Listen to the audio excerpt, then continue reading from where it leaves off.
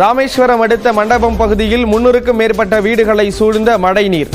இடுபளவு நீரில் சென்று அத்தியாவசிய பொருட்களை வழங்கிய தாவேக நிர்வாகிகள்.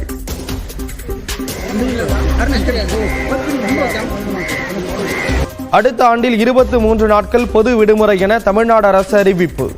அதிகபட்சமாக ஜனவரி மாதத்தில் 5 நாட்கள் விடுமுறை.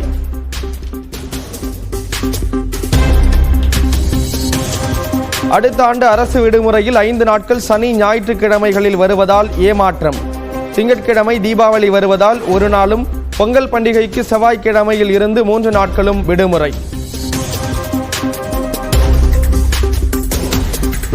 சென்னை அருகே பட்டாபிராமில் 330 கோடி ரூபாயில் கட்டப்பட்டுள்ள டைடல் பார்க்கை திறந்து வைத்தார் முதலமைச்சர் மு.க. ஸ்டாலின். 6000 பேருக்கு வேலை கிடைக்கும் என தகவல்.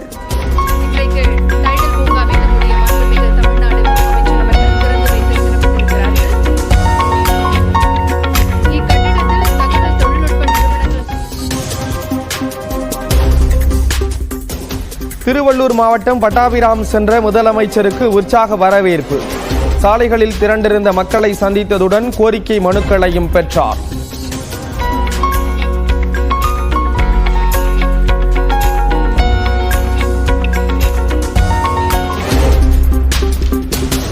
காஞ்சிபுரம் மாவட்டம் திருமுடிவாக்கம் சிட்கோ தொழிற்பேட்டையில் துல்லிய பொறியியல் மற்றும் தொழில்நுட்ப மையம் அமைப்பு.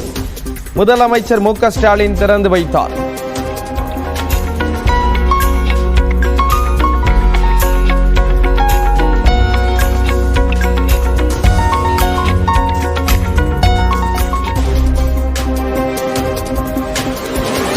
திருச்சி மற்றும் மதுரையில் விரைவில் டைடல் பூங்கா திறக்கப்படும்.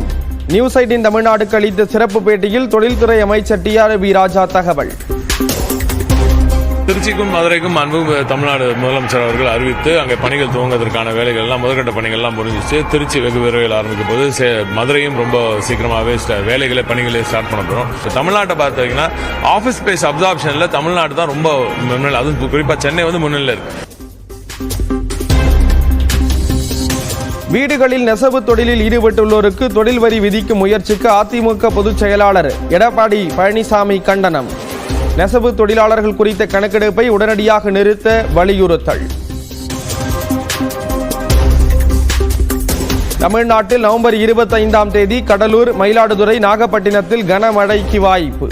திருவாரூர், தஞ்சாவூர், புதுக்கோட்டை, ராமநாதபுரம் மாவட்டங்களில் மழை பெய்யும் என கணிப்பு.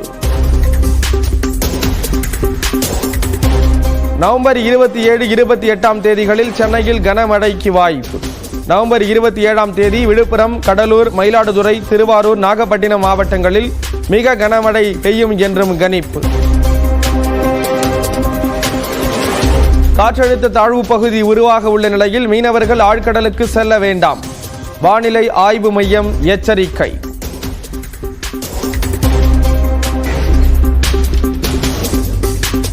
ராமநாதபுரத்தில் கனமழையால் தண்ணீர் சூழ்ந்துள்ள பகுதிகளை பார்வையிட்ட அமைச்சர் கே.எஸ்.எஸ்.ஆர். ராமச்சந்திரன்.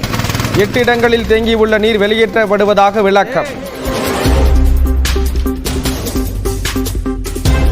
நெல்லையில் அதிமுக கள ஆய்வு கூட்டத்தில் மோதிக்கொண்ட நிர்வாகிகள். முன்னாள் அமைச்சர் எஸ்.பி. வேலுமணி முன்னிலையில் மோதல்.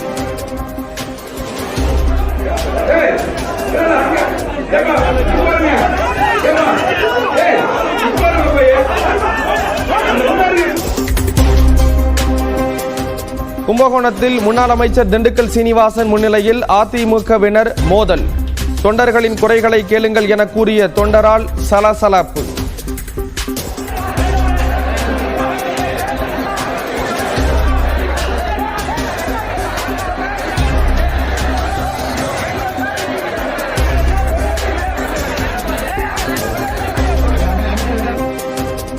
விக்கிரவாண்டி மாநாட்டுக்கு இடம் கொடுத்த விவசாயிகளை நாளை கௌரவிக்கிறார் தாவேக தலைவர் விஜய். சென்னை பனையூரில் உள்ள கட்சி தலைமை அலுவலகத்தில் ஏற்பாடு.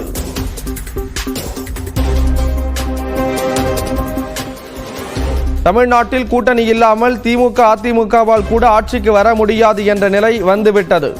மார்க்சிஸ்ட் கம்யூனிஸ்ட் மாநில செயலாளர் பாலகிருஷ்ணன் கருத்து. தற்போதைய அரசியல் சூழல் குறித்து ரஜினிகாந்திடம் பேசியதாக நியூஸ் 18 தமிழ்நாடுக்கு சீமான் பேட்டி. தனித்து போட்டியிடுவது சரியான முடிவு என ரஜினி கூறியதாக பதில். எதிர்காலத்தில் இந்த அரசியல் போக்கு எப்படி போகும் அது குறித்து தான் பேசிக்கிட்டோம்.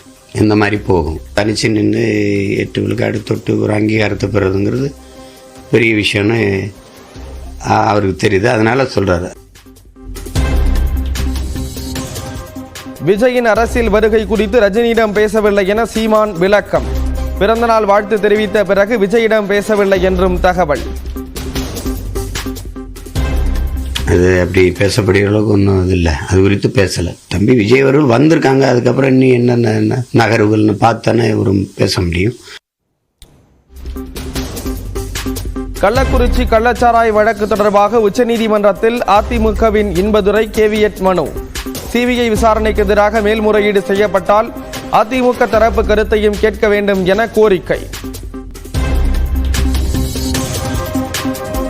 சம்பா பருவத்துக்கான பயிர் காப்பீட்டுக்கு உடனடியாக பதிவு செய்ய வேண்டும். 30ஆம் தேதியுடன் அவகாசம் நிறைவடையும் நிலையில் விவசாயிகளுக்கு அமைச்சர் MRK பன்னீர்செல்வம் வேண்டுகோள். நாடாளுமன்ற குளிர்கால கூட்டத்தொடர் வரும் 25ஆம் தேதி தொடங்க இருக்கக்கூடிய நிலையில் சென்னை அண்ணா அறிவாலயத்தில் முதலமைச்சர் மு.க. ஸ்டாலின் தலைமையில் திமுக எம்பிக்களின் ஆலோசனை கூட்டம் நடைபெற்று வருகிறது. இது குறித்த கூடுதல் தகவல்களை நமது செய்தியாளர் கோகுல் வழங்க கேட்கலாம். கோகுல், இந்த ஆலோசனையில் யாரெல்லாம் பங்கெடுத்திருக்காங்க, என்னென்ன முக்கிய அறிவுறுத்தல்கள் எம்பிக்களுக்கு வழங்கப்பட இருக்கு? நாடாளுமன்ற குளிர்கால கூட்டத்தொடர் வரும் 25ஆம் தேதி தொடங்கி டிசம்பர் மாதம் 20ஆம் தேதி வரை நடைபெறக்கூடிய நிலையில நாடாளுமன்றத்துல திமுக எம்பிக்களுடைய செயல்பாடுகள் குறித்து முதலமைச்சர் மு.க. ஸ்டாலின் தற்பொழுது திமுக மக்களவை மற்றும் மாநிலங்களவை உறுப்பினர்களோடு அண்ணா அறிவாலயத்தில் ஆலோசனையில் ஈடுபட்டு வருகிறார்.